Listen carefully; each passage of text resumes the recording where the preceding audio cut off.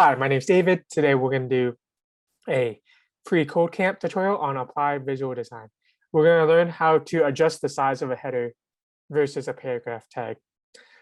So when we use header tags, there's from H1 to H6, and they default it having H1 being the biggest, and each step below it is a smaller header size.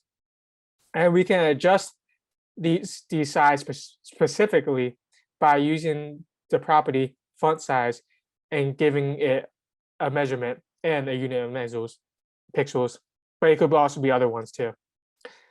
So for this exercise, we want to change the headings significantly larger than the paragraph.